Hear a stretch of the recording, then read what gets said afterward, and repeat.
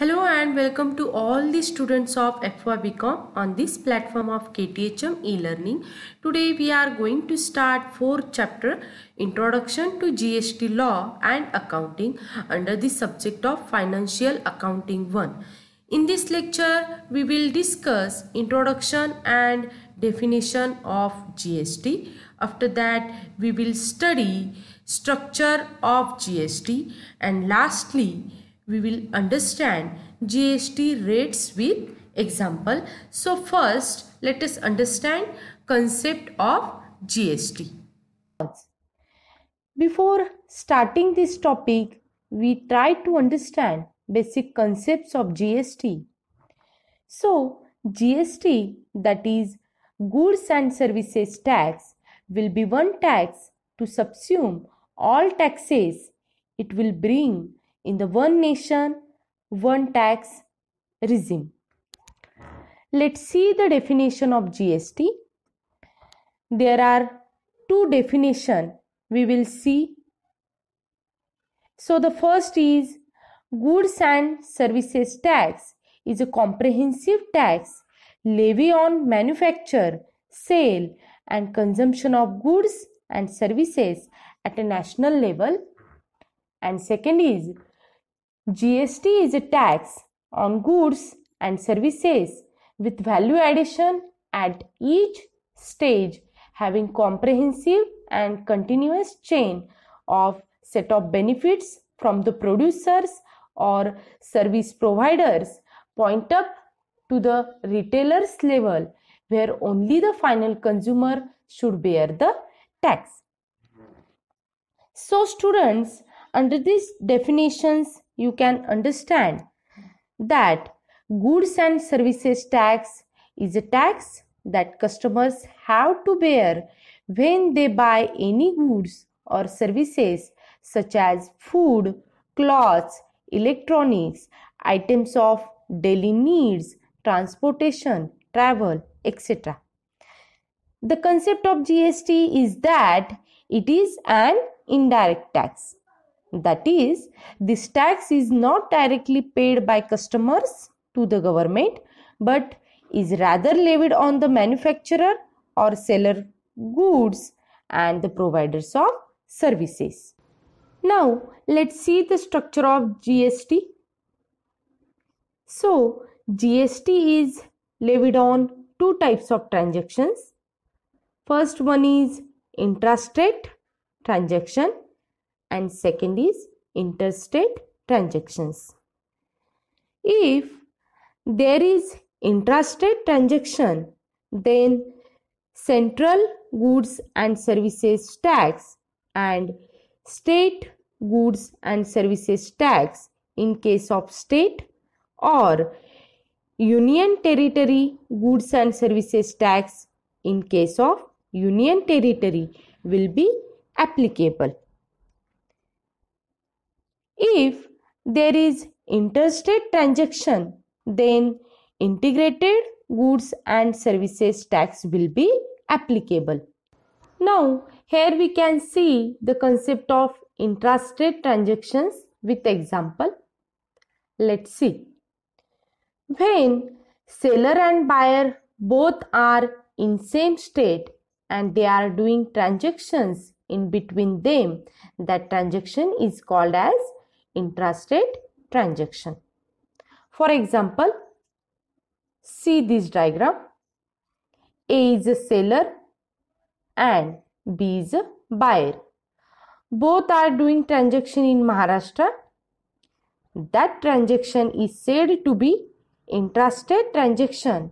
On this transaction, CGST and SGST will be charged.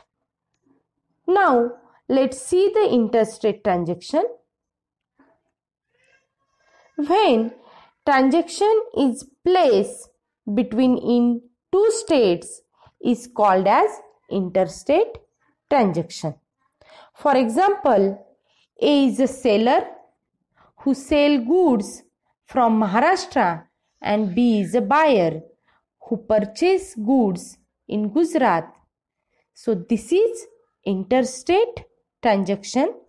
On this, integrated goods and services tax will be levied. Now let's move on next slide. These are GST rates which were divided into two parts.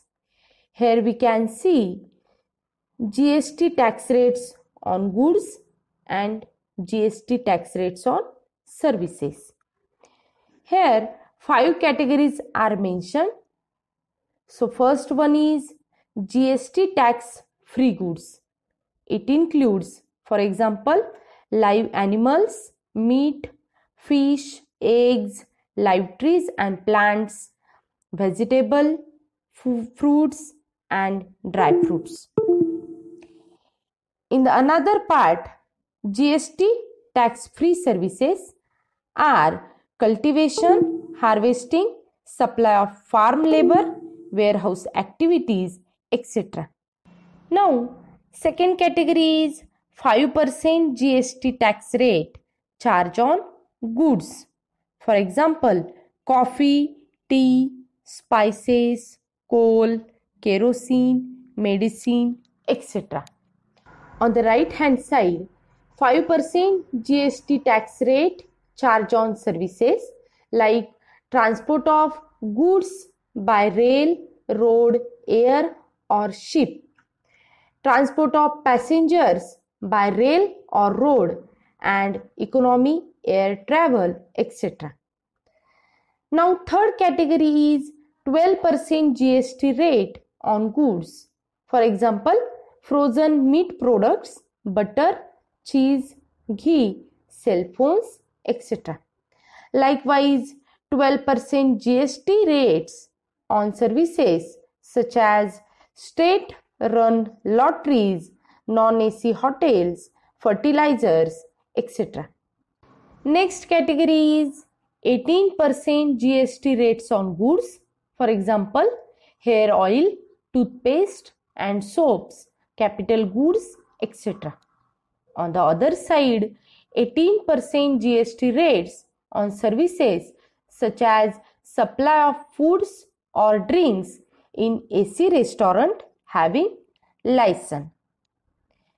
And last category is 28% rate will be levied on goods like pan masala, tobacco products, cement, paints, washing machine, refrigerators, etc. And on the services side, 28% rate on services such as race club and gambling, hotel rent more than rupees 5,000 per day, services provided in 5-star hotels or cinema, etc. So student, you must have got all these GST tax rates. Now we are taking one example of intrastate transaction. There are two persons. One is Rajesh, who is a dealer, and another is Anand, who is a buyer.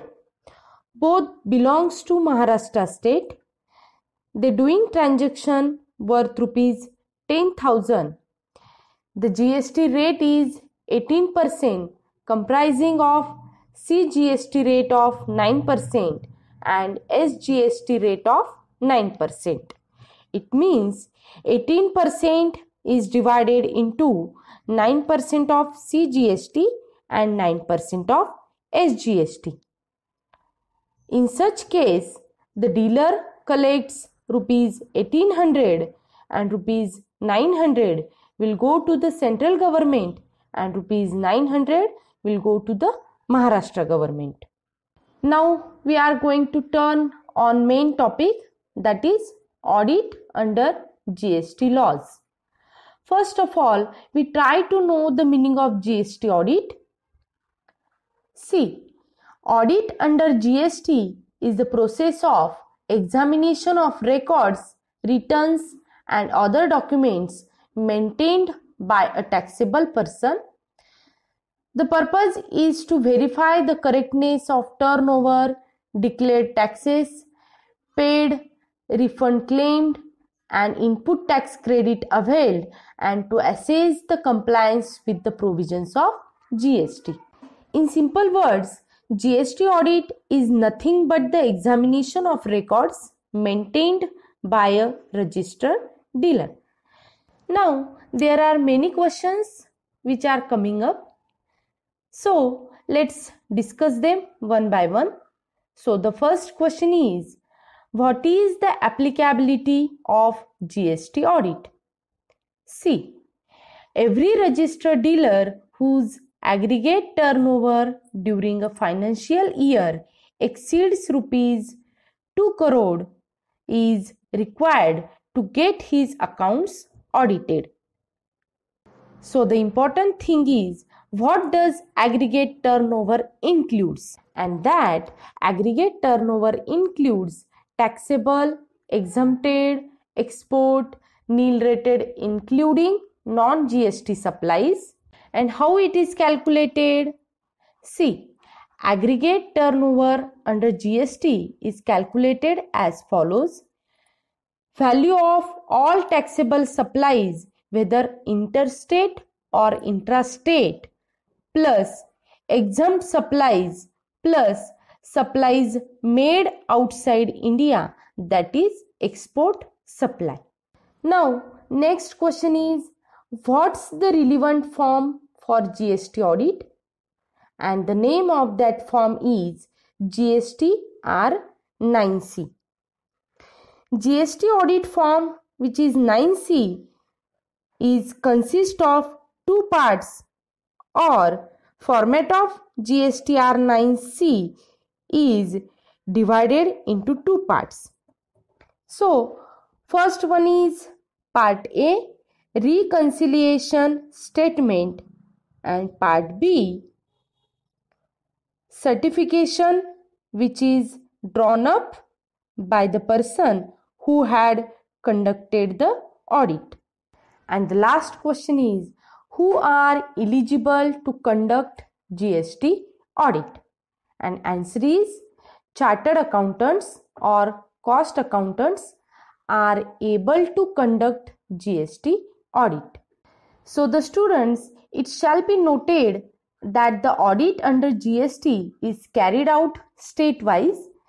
This is the reason why separate GST audit is done for each unique registration under the same permanent account number. And here today's session is over. If you have any doubts on any topic, then ask me in comment section. Thank you.